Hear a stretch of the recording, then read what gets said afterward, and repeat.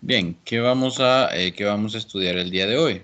Bueno, vamos a estudiar. Buenas tardes, jóvenes. Les informo que la clase está siendo grabada y se subirá posteriormente a YouTube. Les comentaba entonces que vamos a estudiar el movimiento en 2 o 3 dimensiones. ¿Por qué hablamos de 2 o 3 dimensiones? Bueno, anteriormente habíamos estudiado, o estudiamos, mejor dicho, el movimiento en una sola dimensión. Por ejemplo, estas ecuaciones representan el movimiento horizontal de un cuerpo, pero únicamente movimiento horizontal, es decir, en una dimensión. Cuando hablábamos de caída libre, lo mismo, estábamos hablando de una sola dirección, solo que en vertical. Pues resulta que en realidad vivimos en un espacio vivimos en 3 dimensiones espaciales.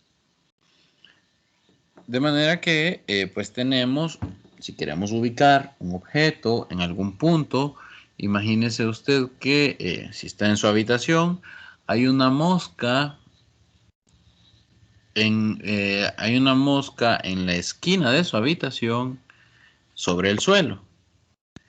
Entonces, si usted quisiera, digamos, determinar dónde está esa mosca, tendría que brindar una posición en X, en Y y en Z, es decir, en largo, alto y ancho, ¿sí? De su habitación. Claro, si la medimos desde esa pared, pues la mosca estará en el origen, donde tanto X como Y como Z son 0. Entonces, usted tendrá, perdón, entonces para la posición usted tendrá que brindar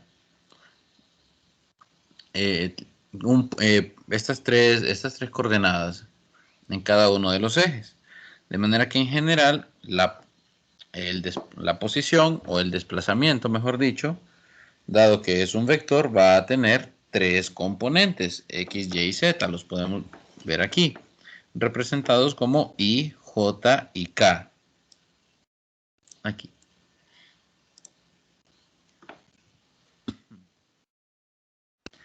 Entonces, con eso representábamos la posición.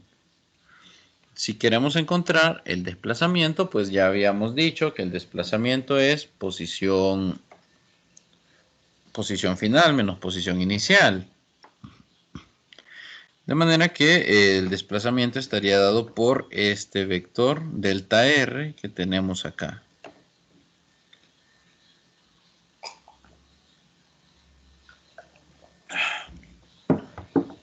Bien, es importante que en la imagen noten que como es una resta de vectores,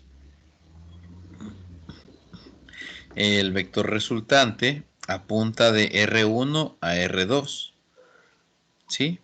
Esto para quienes tomen electricidad de magnetismo 1, pues se va a volver importante.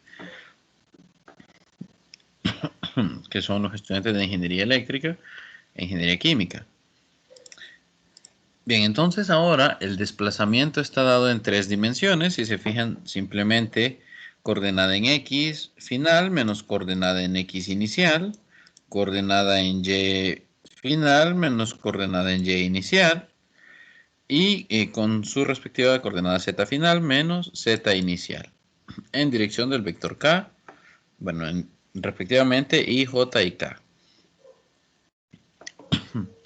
Entonces, si el desplazamiento se puede construir como un vector de 3 dimensiones, quiere decir que la velocidad también se puede, pues, construir como un vector en 3 dimensiones. Ya habíamos definido que la velocidad media era el desplazamiento dividido el tiempo. Ojo, el tiempo no es un vector, por lo tanto no hay problema. El tiempo es un escalar, no lleva dirección. Entonces, noten aquí que en todas las componentes aparece delta t. ¿Sí? En cambio, el desplazamiento, al ser un vector, entonces sí, indica que la velocidad media va a tener una componente X, una componente Y y una componente Z. en las direcciones de I, J y K respectivamente. Entonces, para un objeto que se mueve en el espacio, tenemos las tres velocidades medias, pues dependiendo en qué eje se encuentran.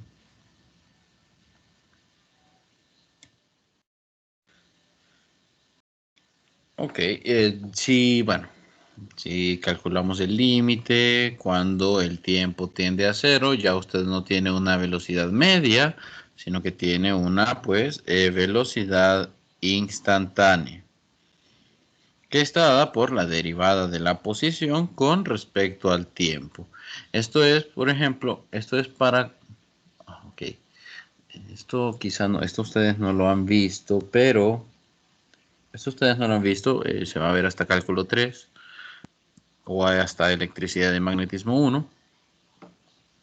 Un vector usted lo puede derivar, entonces la derivada de un vector, quizá en cálculo 2 lo vean, sí.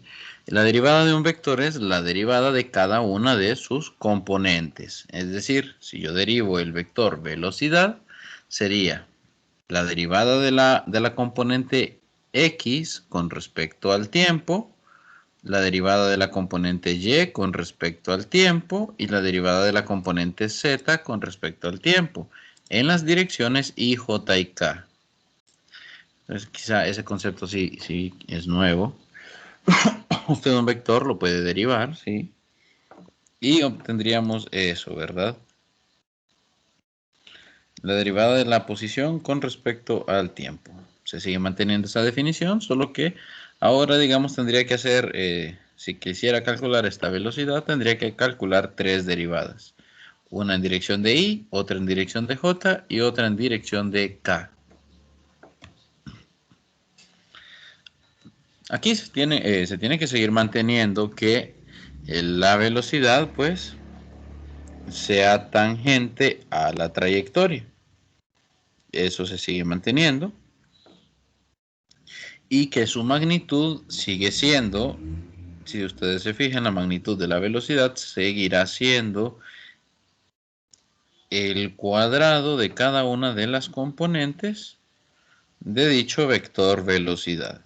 Eso pues lo seguimos cumpliendo. Y el ángulo pues, en este caso, si el vector velocidad, en el caso de las dos dimensiones, el vector velocidad estará dado por cada una de las componentes x y y elevado al cuadrado, ¿sí? Velocidad en x al cuadrado más velocidad en y al cuadrado, raíz cuadrada de ese resultado. Esa será la magnitud de la velocidad. Y el ángulo será la componente y sobre la componente x. Aquí hubo un error y se le colocó componente z, pero es componente y sobre componente x. Sí, si estuviéramos en el plano YZ, pues sí, sería componente Z sobre la componente Y. Recuerden que, eso lo vamos a, permítanme, lo vamos a aclarar porque probablemente genere confusión. Yo sé que ustedes llevaron vectores y no tienen ningún problema, pero siempre pueden haber, ¿cómo se llama? Confusiones. Vamos a hacer el mismo dibujo que teníamos en la presentación actualmente, ¿sí? Tenemos los ejes X y Y, X siendo el horizontal, Y el vertical. Teníamos el vector velocidad.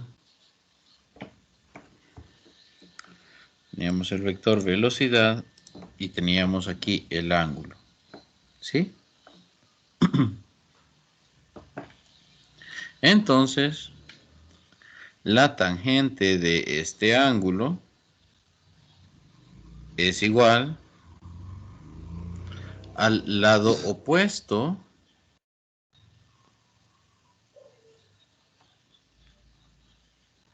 sobre el lado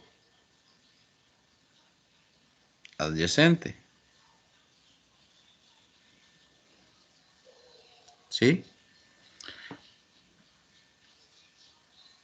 ¿Pueden confirmarme si están viendo esto? Sí, sí lo estamos viendo. Y estamos de Sí, acuerdo que la tangente de estamos este ángulo totalmente de sería acuerdo. la componente y sobre la componente x. ¿Segura que estará bien? Claro que sí, Nick. Perfecto. Entonces, ok. Entonces de aquí es fácil ver por qué, ¿verdad? Disculpen. Entonces de aquí es fácil ver que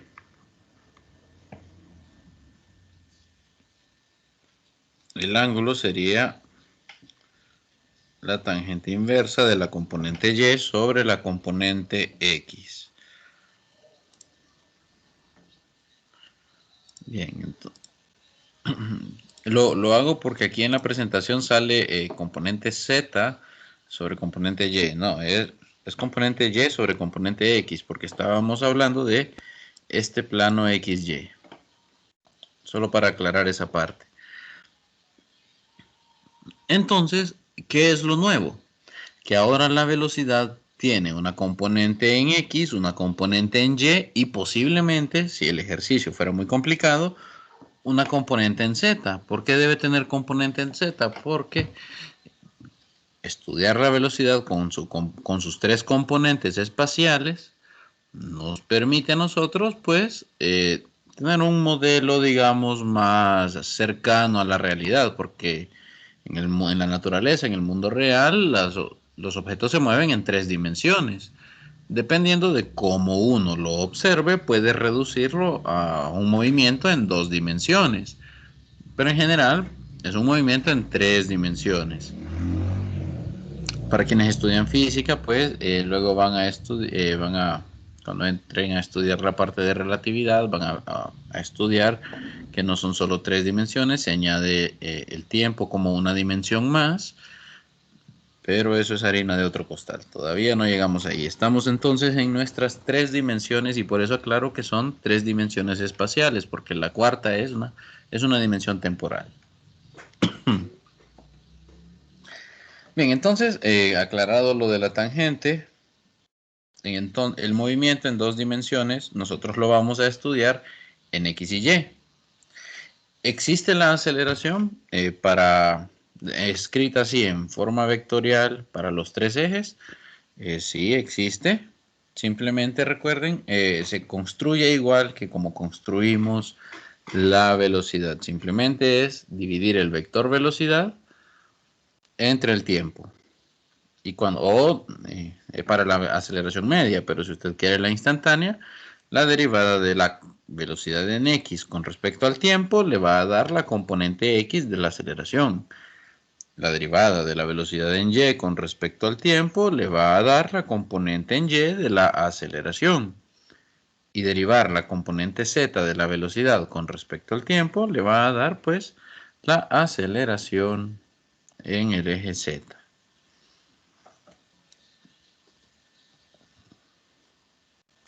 Bien, ¿por qué presentamos todo esto? Bueno, porque nos interesa estudiar el movimiento de proyectiles.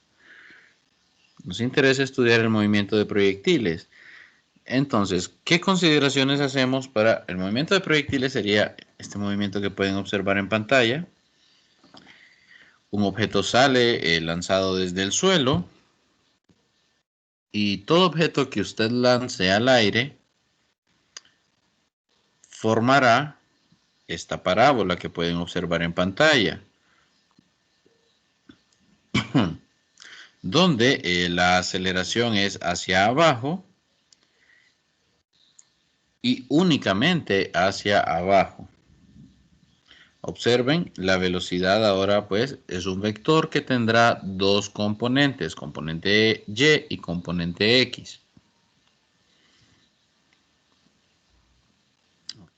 Entonces, esta es la trayectoria. La trayectoria forma una parábola, no es coincidencia. ¿Por qué digo que no es coincidencia? Porque nosotros estudiamos, si ustedes se fijan, en estas ecuaciones, la posición en función del tiempo es una función cuadrática. ¿sí? Como es una función cuadrática, pues no es extraño que la trayectoria de un objeto que usted lanza al aire, pues forme una parábola. Vamos a estudiar entonces un poco los conceptos del movimiento de proyectiles. Hay ciertos conceptos que usted tiene que conocer. Primero,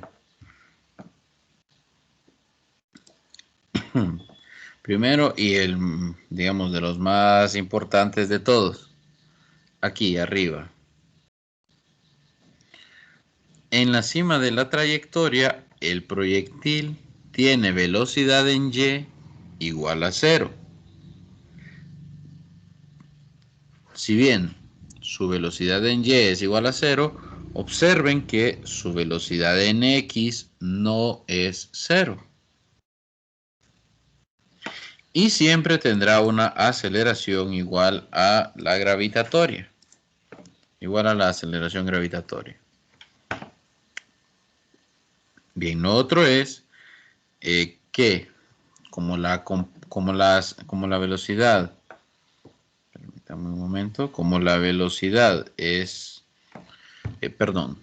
como el vector velocidad tiene componente x y y, cosa que antes no sucedía, entonces para encontrar la componente x de la velocidad inicial, vamos a utilizar las funciones trigonométricas. En este caso, si alfa sub 0 es el ángulo de salida, la velocidad inicial estará relacionada con el coseno de dicho ángulo y la velocidad inicial en y estará relacionada con el seno de dicho ángulo.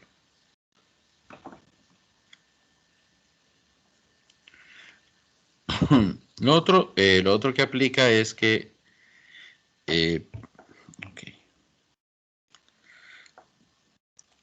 lo otro que podemos aplicar es que cuando el movimiento horizontal del proyectil, si ustedes observan aquí, la aceleración es igual a la gravitatoria, pero es la componente y de la aceleración. Es la componente y de la aceleración. Nosotros vamos a decir que horizontalmente el proyectil se encuentra en movimiento con velocidad constante. Es decir, la aceleración horizontal es 0. Aquí esto lo vamos a poner en amarillo. La aceleración horizontal es 0. Y verticalmente, pues, es la gravitatoria, ¿sí? Aceleración gravitatoria. ¿Qué otra cosa podemos decir? Bueno, nosotros podemos decir que el mismo tiempo que tarda en subir a su altura máxima, es decir, el tiempo que tarda en hacer este recorrido, es el mismo tiempo que le toma regresar al suelo. Es decir, que si el proyectil se tarda 3 segundos en subir a la altura máxima, se va a tardar 3 segundos en bajar.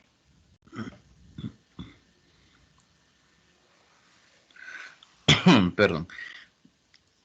Y luego, verticalmente, el proyectil se encuentra, pues, moviéndose con aceleración constante, ¿sí? De manera que la velocidad vertical cambia en cantidades iguales durante intervalos de tiempo iguales. Vamos a ver. Sí, bueno, eso. Ok. ¿Qué ecuaciones se utilizan para el movimiento de proyectiles? Bueno, de manera horizontal, analizando las componentes horizontales del movimiento de proyectiles, las ecuaciones que aplican es que la posición es igual a la velocidad inicial por el tiempo. Velocidad inicial en x por el tiempo. Dado que no hay aceleración, tenemos movimiento con velocidad constante. Es decir, que la velocidad inicial en x es igual a la velocidad 1, 2 o 3. Todas estas velocidades son iguales.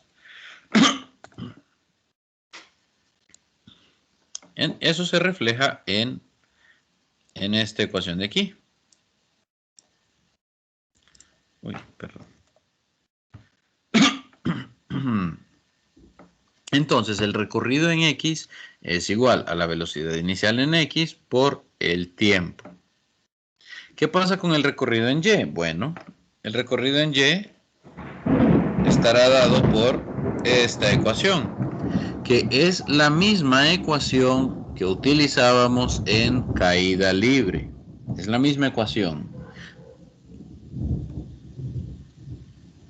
con algo diferente, ojo. Cuando hablábamos de caída libre y el ejercicio nos daba la velocidad inicial, nosotros ya asumíamos que esa velocidad inicial era la velocidad inicial en Y y no pasaba nada. La usábamos directamente. Pero aquí, cuando ya hablamos de la componente Y de la velocidad, cuando hablamos de la componente Y de la velocidad, estamos hablando de velocidad inicial por el seno del ángulo, ¿sí? B sub 0y es igual a la velocidad inicial por el seno del ángulo. Cuando hablemos de la velocidad inicial en X, vamos a hablar entonces de la velocidad inicial por el coseno del ángulo de salida.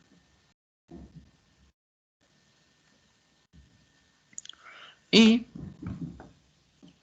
bueno, el tiempo que se tarda el proyectil en volver al suelo, es decir, una vez que sale, este tiempo completo para la trayectoria, que le podríamos llamar tiempo de vuelo, se le suele llamar tiempo de vuelo, está dado por esta expresión. ¿Qué significa esta expresión? Que el tiempo que permanezca el objeto en el aire depende de la velocidad inicial que usted le dé, pero también depende de el ángulo que usted le dé. ¿Sí? Depende del ángulo que usted le dé. Entonces, entre mayor sea la velocidad inicial, pues más tiempo estará este objeto en el aire. Y si usted se fija, el ángulo, el seno, sí, para la función seno, la función seno tiene un máximo en pi medios, es decir, en 90 grados. Entonces, lo más que va a estar en el aire este proyectil será cuando el ángulo sea 90 grados y que la velocidad inicial sea pues la mayor posible.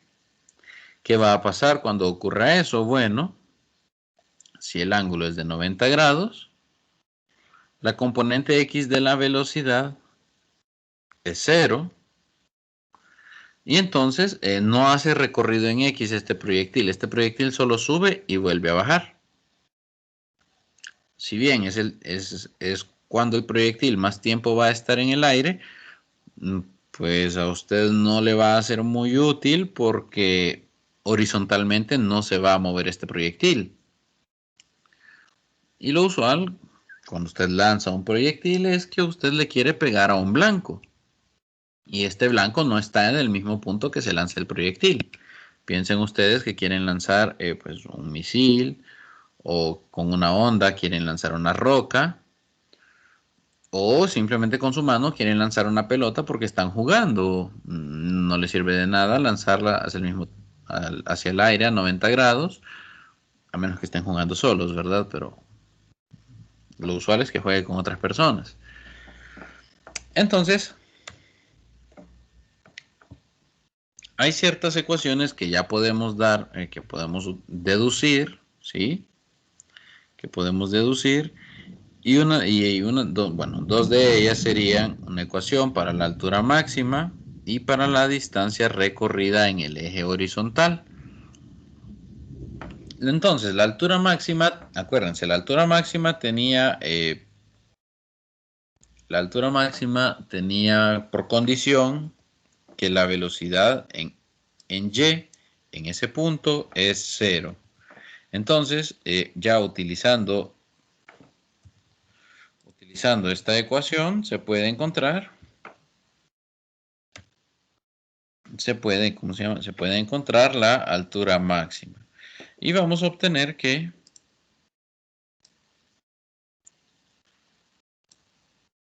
la altura máxima, pues también es función de la velocidad inicial y del ángulo de salida el proyectil. Básicamente estamos escribiendo todas las expresiones, o mejor dicho, todas las cantidades que nos podrían pedir en los problemas en términos de la velocidad inicial y de la distancia recorrida en X. Bien, en el caso de la distancia recorrida en X, la distancia recorrida en X será igual a la velocidad inicial al cuadrado por el seno de 2 veces el ángulo de salida dividido entre la gravedad. ¿Por qué se hace esta observación? Expresión válida solo para la figura anteriormente mostrada. Bueno, es válido solo cuando el proyectil viene, se lanza, y es válido solamente si el proyectil llega a la misma altura de la que partió. ¿Sí? El proyectil aquí sale del punto 0, de la altura 0. Entonces, esta ecuación es válida solamente si el proyectil en su recorrido termina en la altura 0. Pero si el proyectil terminara aquí arriba, ya esta ecuación no es válida, porque esta ecuación asume que tanto la posición inicial como la posición final son iguales. Eso está asumiendo esta ecuación, que la altura inicial es igual a la altura final. A partir de ahí es que se deduce. Entonces, por eso se hace esta observación. Solo es válida para la figura que se le acaba de mostrar. Es decir, solo es válida cuando el proyectil termina a la misma altura de la que salió. Bien, si usted quiere el máximo recorrido en X,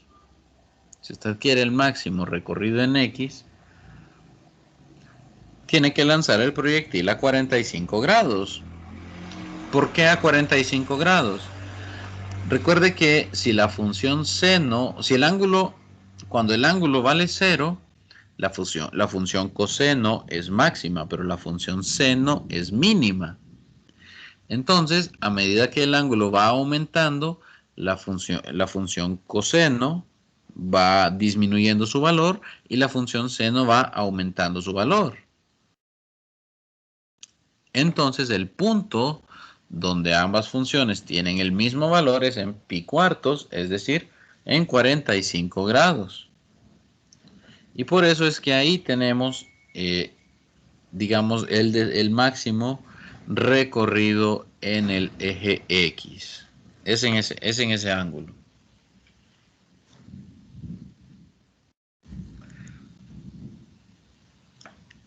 Bien, si usted quiere la ecuación de la trayectoria para confirmar que realmente es una parábola, entonces se deduce esta expresión que está en el cuadro de color verde y pueden observar que efectivamente el término de mayor grado es de grado 2 y por lo tanto la trayectoria de este proyectil debe ser una parábola. Esta expresión es para la altura, ¿sí? En función de la posición en X del proyectil. Entonces ya no está en función del tiempo, sino que en función de la posición en X del proyectil. ¿Cómo se hace eso? Bueno, se toma esta ecuación que tengo subrayada arriba, se despeja para el tiempo y se sustituye en esta otra ecuación. Ojo. Esta ecuación de la posición en Y en función del tiempo asume que la posición inicial es igual a 0. En proyectiles, entonces, estamos asumiendo que la posición inicial del proyectil es igual a 0. ¿Cómo se logra eso? Bueno, nosotros siempre entonces vamos a colocar la referencia en el punto donde es lanzado el proyectil. Esto lo vamos a ver más claro con los ejercicios. Bien. Vamos a quedarnos por aquí, jóvenes. Muchas gracias por su atención.